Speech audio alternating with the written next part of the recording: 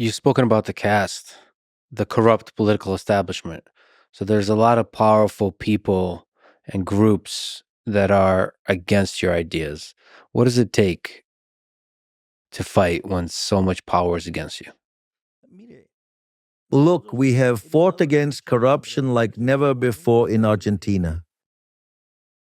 In fact, when we took office, for example, there were about 900 roadblocks per year. That is, people who made a habit of blocking the streets. They prevented free movement. And besides, they were given social plans and they were given a lot of money. If you remember, when I started by explaining the cuts, one of the things I said was that we removed the middlemen of poverty, in other words, the managers of poverty, those who lived by stealing from the poor. Well, that is a huge source of corruption. In fact, when we did that, 2 days later, one of the most renowned and influential piqueteros called for a demonstration. He claimed that 50,000 people would attend because he was actually expecting 100,000. So he wanted to showcase it as a success. And so then, let's say with the decision made in human capital to cut their funding, the anti-blockade protocol was also enacted, where those who blocked the streets wouldn't receive welfare benefits and those who broke the law would go to jail. All of that.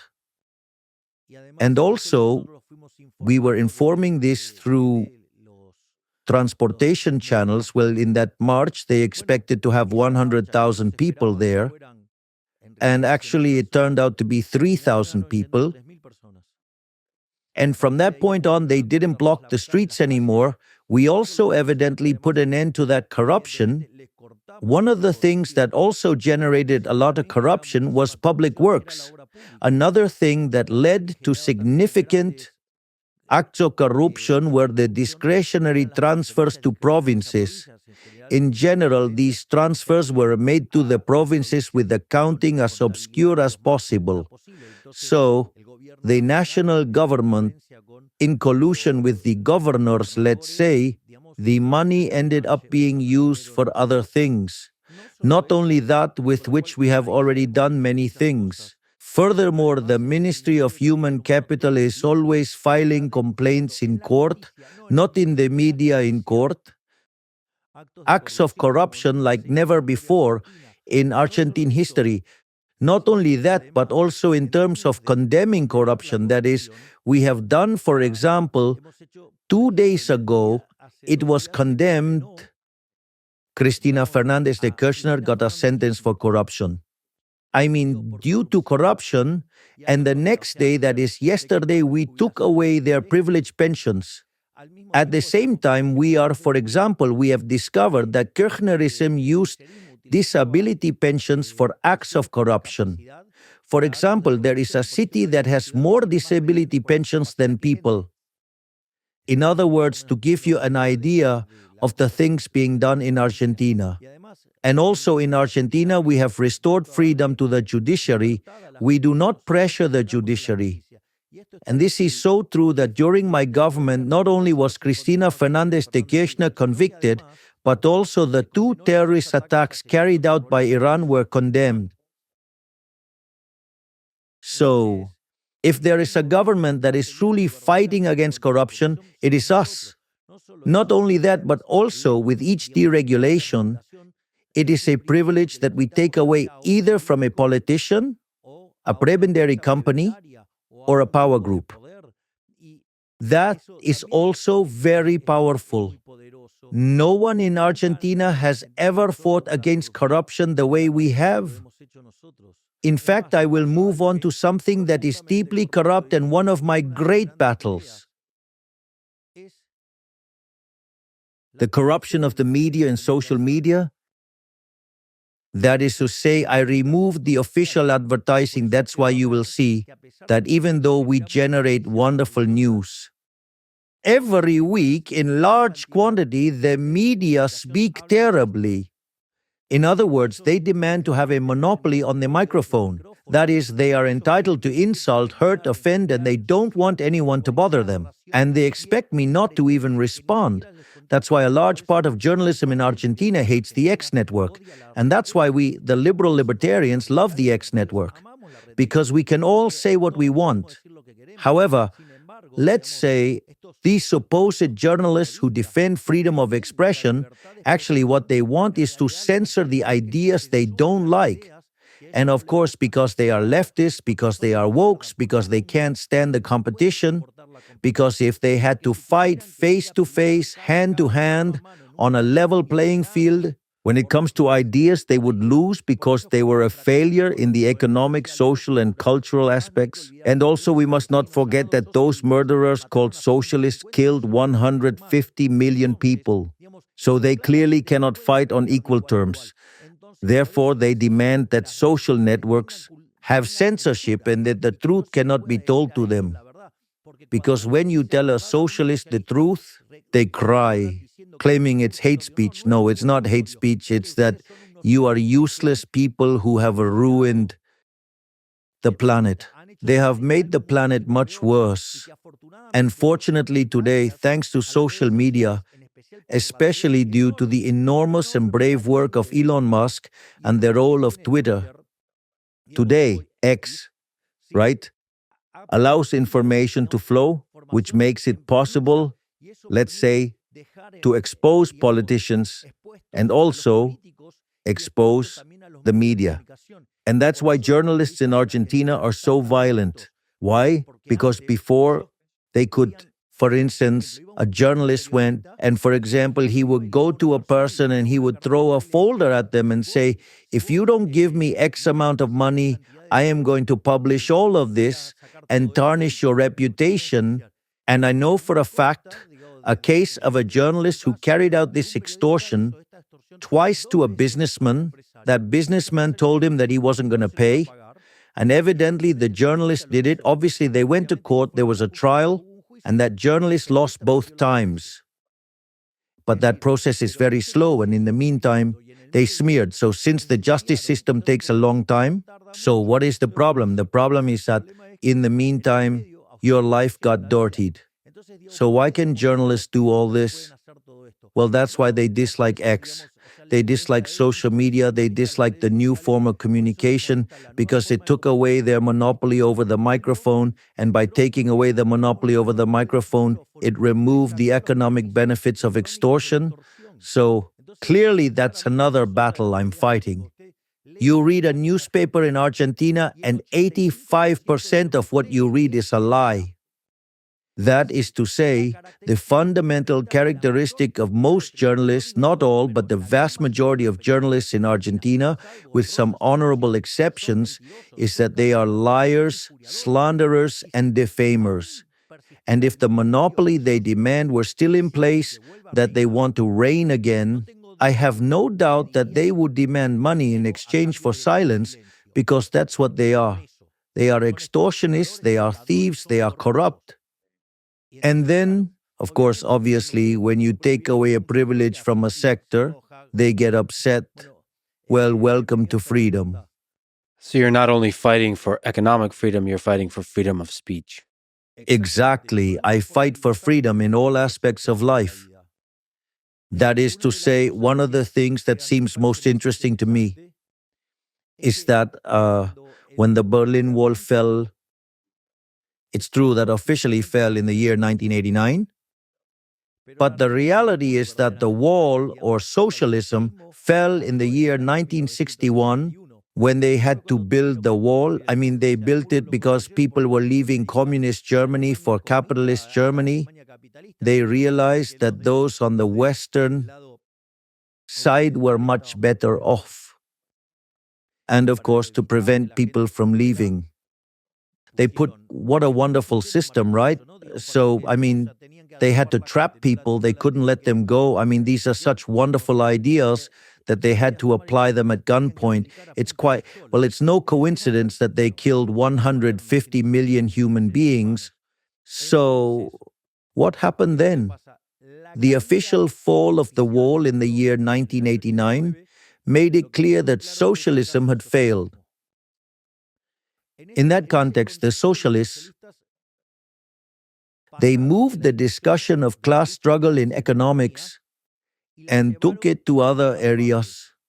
So, for example, socialism, or what is of the 21st century, or cultural Marxism or post-Marxism, whatever definition you want, is to take class struggle to different aspects of life. For example, one of the aspects of life where you, let's say, have this is in gender ideology.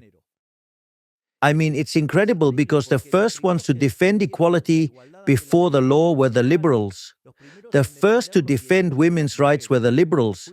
Jeremy Bentham, in the year 1750, was the first to demand equality before the law for women. I mean, the cause of equality before the law for women, and equality of rights, the first ones who advocated for this were the liberals, did you know? However, what does the left do? They just go on to radicalize it.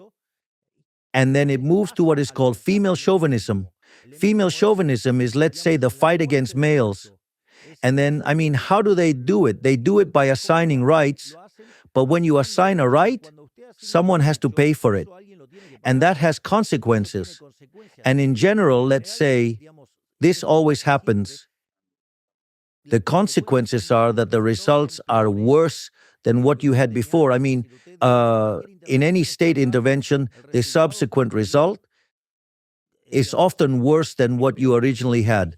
So that's one thing, and not only that, but the other side of this is the environmental agenda, which sets man against nature, involving all aspects of environmentalism and everything related to climate change. In other words, they can't stand any serious discussion. Therefore, all environmental policies are nothing more than an excuse to collect taxes, so that a group of parasitic bureaucrats can live at the expense of others and finance sinister ideas, where the most sinister idea of all is that there is no room for everyone on planet Earth. That is, an idea that failed with Malthus. At the beginning of the 19th century, a murderous idea that was also applied by the Egyptians against the Jews, and this is famously recorded in the book of Shemot or Exodus. Or, for example, another thing is Black Lives Matter. That is, black people against white people, or indigenous people against the established communities. Or, I mean, everything related to LGBT agendas. Definitely, these are some of the ways in which, socialism extended the class struggle into other aspects of society, creating divisions and fostering deceit with the sole purpose of absorbing taxes. I mean, what was the Ministry of Women in Argentina doing?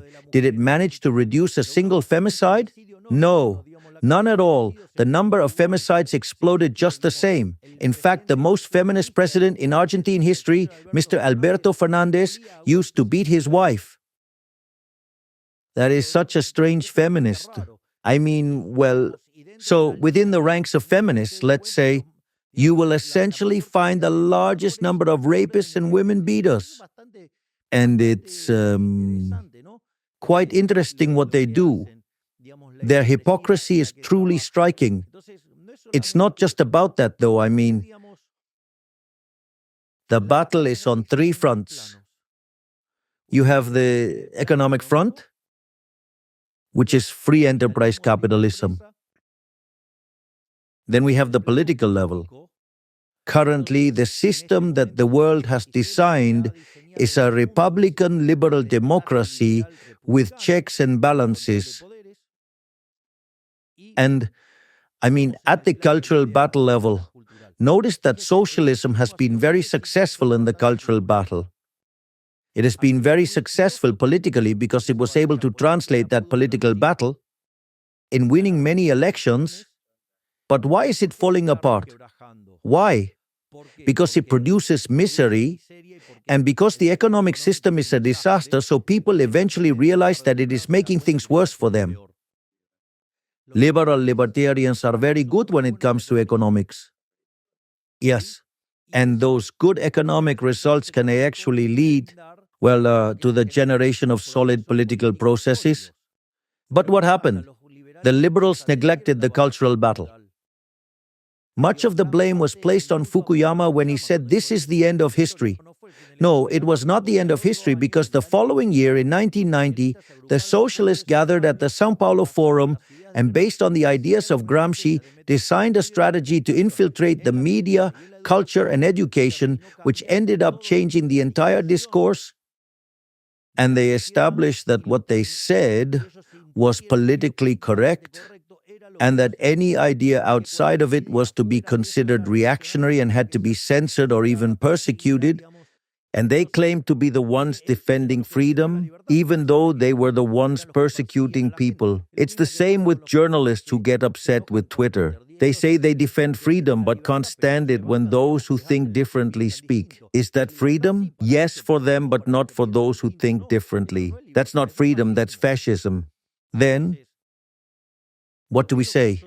Then we must fight on the economic front, and I believe we are implementing an extremely successful economic program that is being recognized worldwide. In fact, the other night, the president-elect, Donald Trump, indeed gave recognition for the achievements we are having in Argentina and the speed at which we have done it. At the same time, you have to fight the political battle because, well, soccer matches are not won by shouting from the stands, they are won by playing on the field. But that alone is not enough because you have to, let's say, you need to convey to society the values of capitalism, the free market, what liberalism is, the value of freedom, right? And when you succeed in that, then we will indeed be able to advance steadily. If you don't fight the cultural battle, what happened in Chile will happen to you. They had economic success. It was, let's say, sustained over time, but at some point it collapsed. Why did it collapse? Because they hadn't fought the cultural battle. Then socialism, little by little, took control of institutions in education and the media. So, they took over the media and culture, and on that basis, they attacked and broke up the system. And then they found themselves with increasing doses of socialism, and the only thing socialism generates is poverty. Therefore, what you must keep in mind is that you have to fight the battles on all fronts. And if you don't keep that in mind, I can tell you, are headed towards collapse.